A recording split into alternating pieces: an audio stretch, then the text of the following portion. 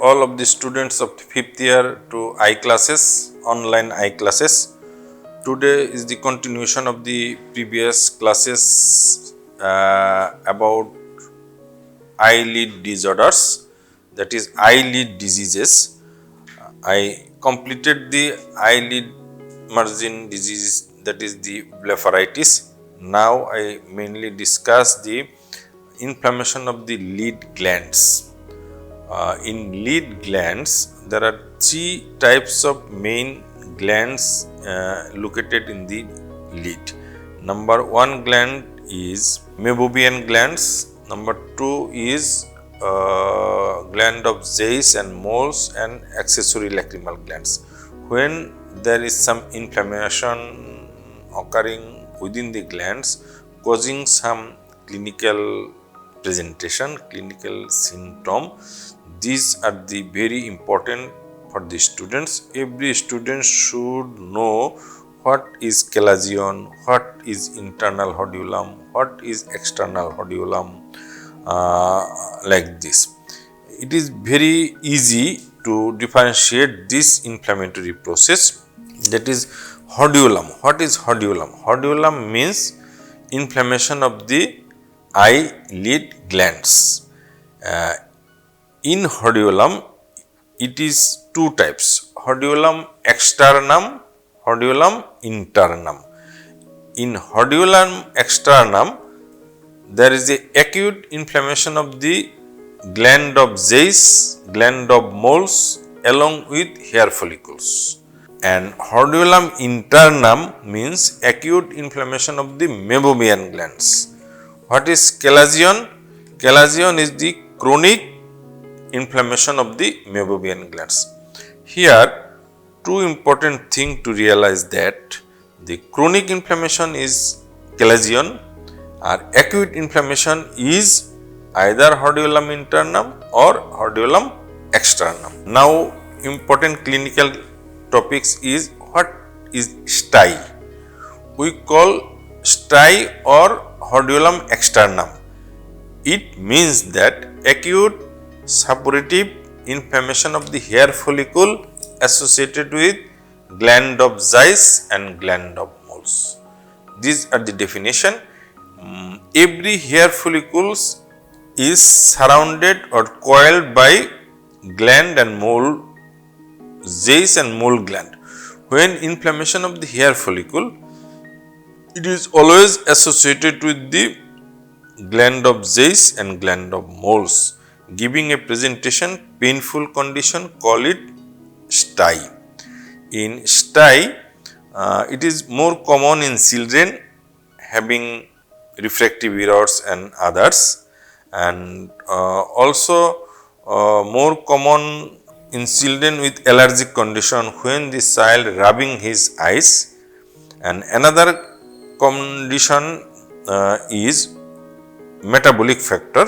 This metabolic factor, which are the excessive carbohydrate intake, alcohol intake, these are three are the predisposing factor of developing STI. Number one is age, number two is allergic condition, number three is metabolic factors. Main etiology is Staphylococcus aureus infection. When Staphylococcus aureus infection occurs in the hair follicles associated with the Zeiss glands and mole glands, giving lead to the clinical condition, we call it STI. Clinical presentation in this STI: acute pain and swelling over the lid margins. When swelling in the lid margin, acute pain, watering, photophobia, these are the clinical presentation.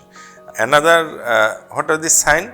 Sign: there is a swelling on the lid margin. This swelling is painful, tender, red, etc. like this, along with orbital cellulitis. It may turn into cellulitis, turn into abscess formation. These are the clinical signs. What are the treatment pattern of this STI? Treatment is very simple: hot compression, systemic antibiotic, that is cloxacillin, flucloxacillin and tetracycline group of drugs. Sometimes when abscess formation, we just to epilate the lash, to to epilate the lash to drain the abscess. When abscess is large enough, abscess drainage may need. The two surgical condition, one is epilation, another is abscess drainage. Otherwise, it is medically treated hot compression with antibiotic, systemic antibiotic. Our next topic is hordeolum internum. It is same as hordeolum externum. We call hordeolum externum as STI, but hordeolum internum acute suppurative inflammation of the meibomian gland. This meibomian gland is located away from the lid margin. Here predisposing factor is the same, that is children are more affected, more carbohydrate and alcohol intake patient, that is metabolic disorder patient have more prone to develop hordeolum internum. Etiology is same, mainly the primary staphylococcal infection or secondary infection in chalazion may occur. Symptom: acute painful condition, photophobia, watering, lacrimation like this. But sign: there is a localized firm swelling, nodular swelling, painful, tender, swelling is away from the lid margin, but in STI swelling in the lid margin. These are the difference for STI and internal hordeolum. Treatment is the same: hot compression, systemic antibiotic, then abscess drainage. These are the treatment of the internal hordeolum. Our next infectious condition, acute infection, is another term, that is molluscum contagiosum. Molluscum contagiosum, it is a viral origin.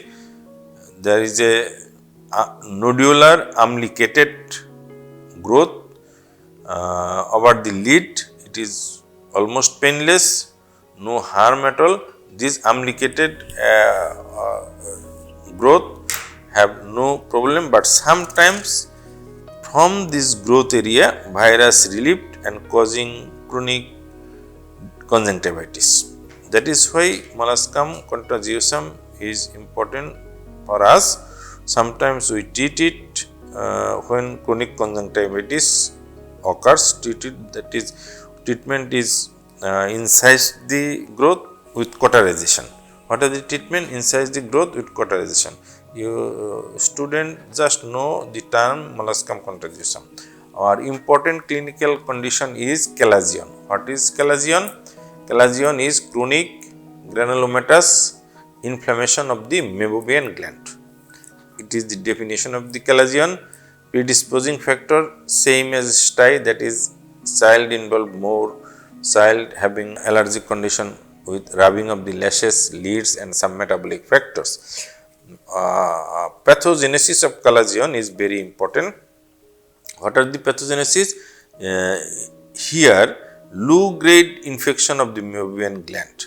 First of all, low grade infection of the meibomian gland. This low grade infection, inflammation healed and fibrosis occurs. Fibrosis lead to blockage of the gland of the meibomian gland. When blockage occurs, sebum, that is secretion of the meibomian gland, accumulate within the follicle to form a nodule. Ultimately, this accumulation increases size and size, then it forms a big nodule. This is the pathogenesis of the chronic inflammation, that is chalazion formation. Chalazion, clinically it is painless swelling over the lid, away from the lid margin. It causes ptosis of the mechanical ptosis, sometimes blurred vision due to astigmatism. These are the clinical presentation.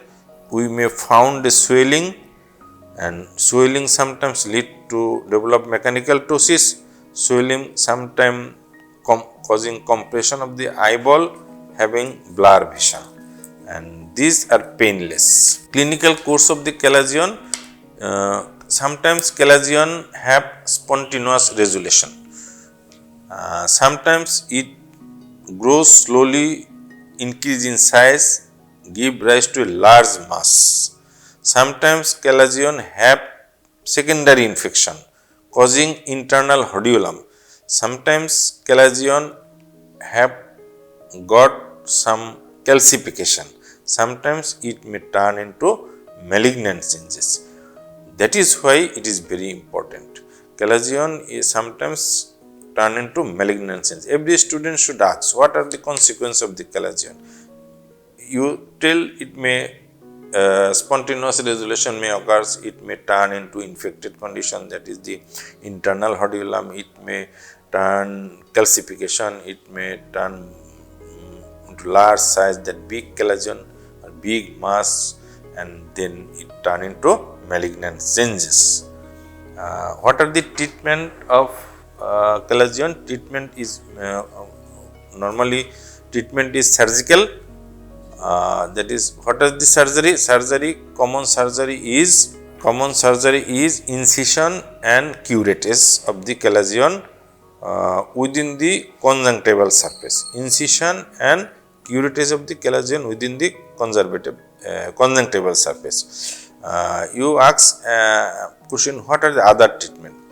Other treatment, sometimes we treat it with intralesional long-acting steroid injection. Intralesional long-acting steroid injection, that is triamcinolone acetonate injection দিয়ে আমরা chalazion-এর সাইজটা কমায় ফেলি, then we treat it with incision and curettage.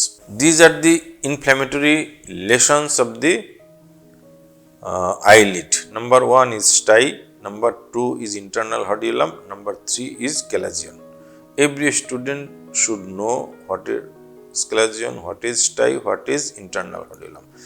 Now I come another topics. What are the neoplastic lesions of the lids? You think that lid have structure like skin, connective tissue, glandular tissue, blood vessels, nerves and muscles. These are the structure constituting the eyelids. When we think that, what are the neoplasm? Neoplasm are two types. One is benign and another is malignant. When skin benign tumor, connective tissue benign tumor, gland tissue benign tumor, and its counterpart is malignant tumor, we may classify in this way. It is very easy to remember for every student that in skin, we think that in skin benign tumor is papilloma and malignant tumor is carcinoma. In blood vessel, benign tumor is hemangioma. In connective tissue, benign tumor is fibroma. In melanocyte cell, benign tumor is nevus. In sebaceous gland or sweat gland, it is adenoma. In nervous tissue, we call it neurofibroma. These are the benign tumor. What are the others? Its counterpart is malignant. If skin is involved, benign tumor, we call it papilloma. But carcinoma are two types mainly, the squamous cell carcinoma, another is basal cell carcinoma. Benign tumor of the melanocyte is called nevus.